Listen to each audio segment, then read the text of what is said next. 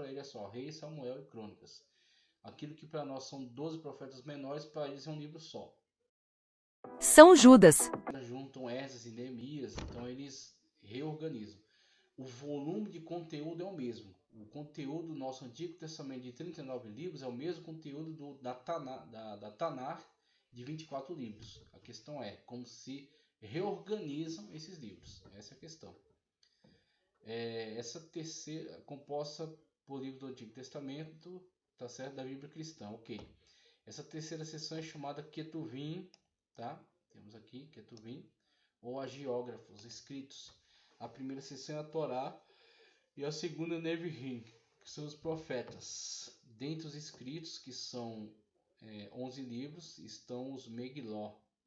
Então esse Megiló é um grupo, dentre esses escritos, existe esse grupo chamado Megiló, que são 5 livros lidos durante essas importantes ocasiões.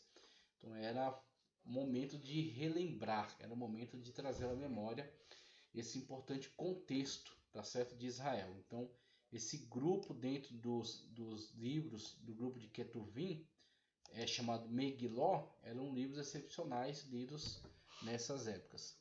Livros curtos lidos publicamente nas festas judaicas anuais. Cântico dos Cânticos, Cântico dos Cânticos, Ruth, Lamentações, Eclesiastes e Esther. Cântico dos Cânticos, ou Cantares, Ruth, Lamentações de Jeremias, Eclesiastes e Esther. Em função de narrar fatos ocorridos durante a colheita, a leitura litúrgica de Ruth era tradicionalmente feita durante a Shavuot, ou Pentecostes, a festa da colheita. Então, você tem a ligação do contexto de Ruth com essa importante festa, a festa da colheita ou Pentecoste, tá? E aí Ruth será relevante, não somente, né, pelo conteúdo que apresenta, que já é muito profundo, mas também por ter essa questão cultural. Então, para o judeu, ela também ganha uma nuance cultural, tá certo? Aí é lido nesse contexto e a referência está muito óbvia, está muito clara aí, né? Na Bíblia cristã, enquanto a Bíblia hebraica está dividida em 3 seções, Pentateuco, Profetas e Escritos, o Antigo Testamento da Bíblia cristã é composto por 4 subdivisões, sendo Pentateuco, colocou poéticos aqui, mas primeiro é históricos, então é Pentateuco, históricos, poéticos e proféticos. Pentateuco, históricos, poéticos e proféticos, né? Poéticos também chamados sapienciais, livro de sabedoria. Vamos lá? Deixa eu encontrar aqui novamente onde é que eu estava lendo. Ruth, ok. Eu me perdi aqui da leitura. Histórico, Ruth está caracterizado como um livro histórico. Aqui, poético, histórico, profético. Ruth está caracterizado como um livro histórico por seu evidente gênero narrativo, mas é identificado também por sua extraordinária beleza poética, de fato. Apresenta isso mesmo, uma beleza poética na sua escrita que é inspiradora e que envolve, uma trama que envolve, né? Empregando estilo e linguagem próprios do hebraico clássico, o autor expõe aspectos subjetivos da vida dos personagens, aí cita várias referências. A obra está organizada em 4 capítulos, somando 85 versículos. Autoria e data: há uma diversidade de opiniões entre os eruditos acerca da autoria e data do livro de Ruth. Samuel é o autor mais provável. O Talmud, que é uma importantíssima obra aí para os judeus, recolhendo toda uma tradição que vem de séculos, de muitos sábios que foram comunicando, tá certo? Essas instruções, e foi sendo recolhida num compêndio. Então o Talmud é um grande compêndio. Então, um compêndio que tem dentro dele Mishnah, Gemara, o que compõe o Talmud. O Talmud é essa grande coletânea da sabedoria judaica, tá? Então ela versa aí sobre questão bíblica, mas também sobre questão civil, sobre diversas questões que são relevantes, que são importantes aí no mundo judaico, ok? Aí existem comentários mais estritamente bíblicos, como o Midrash, por exemplo. O Midrash, tá certo? Já é mais voltado mesmo para esse comentário da Sagrada Escritura, ok? Então Então o Talmud, obra milenar de regulamentos e tradições judaicas, atribui a ele a autoria. Então a autoria atribuída a Samuel a partir do Talmud. É importante, né, olhar para as informações, são relevantes e certamente é bem plausível que de fato a autoria seja do profeta Samuel.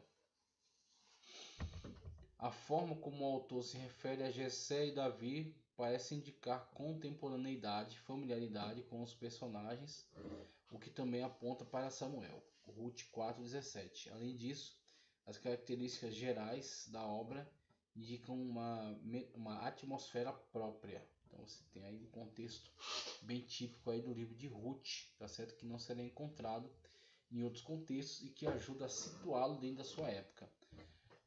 Contexto do livro de Ruth, lá, atmosfera própria, né, do livro de Ruth, do início do período da monarquia de Israel.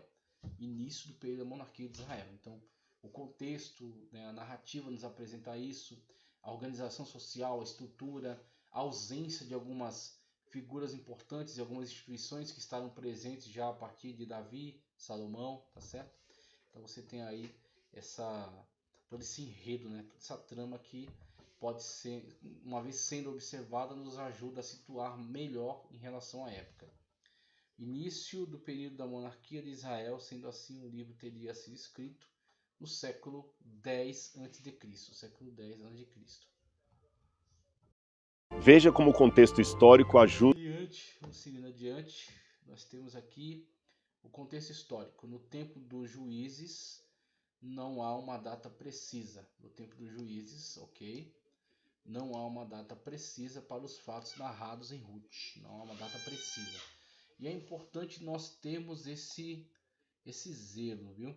Então a gente vê por aí muitas pessoas que avançam, elas querem demonstrar sabedoria, né?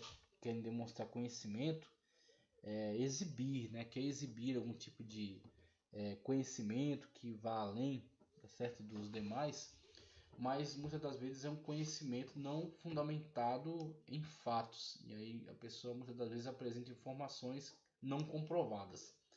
Então são informações que muitas das vezes não merecem crédito, não merecem atenção. E essas informações, por exemplo, avançam sobre aquilo que a Sagrada Escritura não informa. Então não há uma data precisa, porque a Sagrada Escritura não se preocupa com o estabelecimento de algum contexto que possa ser comparativo, tá certo? Então as datas na antiguidade muitas das vezes eram estabelecidas por isso. Você comparava aquele contexto com algum outro contexto da época e assim você tinha uma forma de verificação. O que não é a situação aqui. O objetivo não é esse. O objetivo da Sagrada Escritura é a salvação do homem, a religação do homem para com Deus. Então não é relevante. Uma vez que não é relevante, ela não se preocupou com isso. Se ela não se preocupou com isso, eu tenho que ser honesto. Falando, a Bíblia não me apresenta uma forma de datar isso com tanta segurança. Mas existem outros mecanismos. Então o Ruth estará dentro de um contexto geral e a partir desse contexto geral eu consigo me situar dentro da época. Tanto que você tem aqui essa proposta de datação, século X, tá? Da era antes de Cristo, século X antes de Cristo. No tempo dos juízes, não há uma data precisa para os fatos narrados em Ruth. O que sabemos é que ocorreram 3 gerações antes de Davi, nos dias dos juízes. Esse período dos juízes durou mais 3 séculos. Começou depois da morte de Josué, por volta de 1375, e se estendeu até o início da monarquia de Israel, com a ascensão de Saul ao trono, em 1050 a.C. Foi marcado por uma grande anarquia e uma profunda apostasia e infidelidade do povo hebreu. De fato, isso é lido nas páginas da Sagrada Escritura, essa grande apostasia que será posteriormente punida e corrigida através do cativeiro babilônico. Aliás, está estudando a lição dos jovens, a lição sobre Daniel. Ali é a maneira pelo qual Deus trouxe uma transformação sobre o comportamento do seu povo, certo? Vamos lá. 1050 foi marcado por uma grande anarquia e uma profunda apostasia e infidelidade do povo hebreu. Juízes 1, 7 a 19. Inclusive, a Ezequiel são dadas visões muito importantes sobre todo esse processo de destruição